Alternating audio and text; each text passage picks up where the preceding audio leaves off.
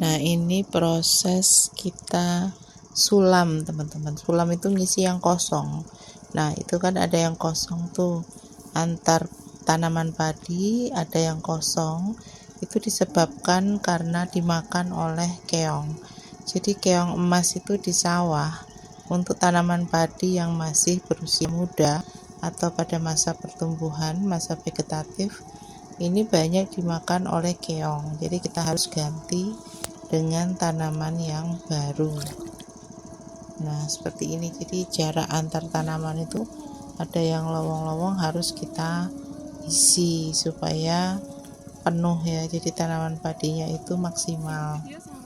Dan juga pada bagian tepi ya, pinggir-pinggir itu juga kadang itu kering ya. Jadi karena panas terik matahari, sementara permukaan tanahnya itu lebih tinggi daripada tanaman padi yang di tengah, sehingga dia juga kering.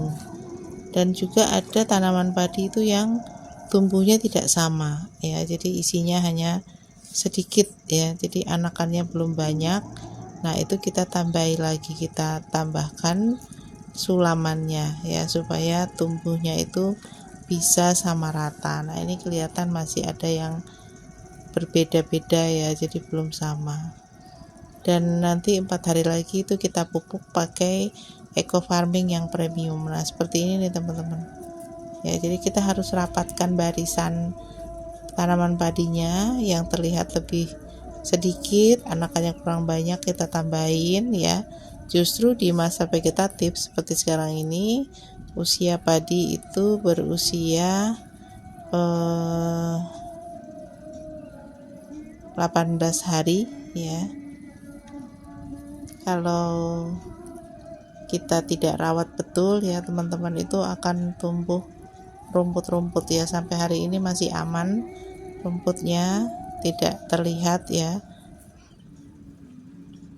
Jadi ini usia tanaman padi kita 18 hari yang kita tanam dengan menggunakan transplanter. Nah, itu juga ada yang masih lowong-lowong, nah itu harus diisi, itu namanya sulam.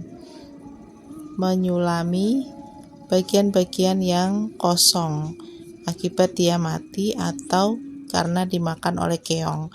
Jadi keong itu suka sekali makan daun padi yang masih muda, yang masih kecil. Tapi kalau sudah besar dia udah nggak doyan ya, karena juga tinggi ya kan. Jadi kalau yang masih muda itu apalagi tergenang air, nah itu adalah tempat keong-keong itu beranak pinak ya. Biasanya suka telur-telurnya itu dia taruh di daun padi.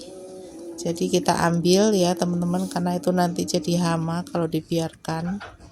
Tapi keong itu tidak terlalu parah ya, karena ketika padi sudah besar dia sudah tidak lagi makan tanaman padi, dia hanya makan yang masih muda.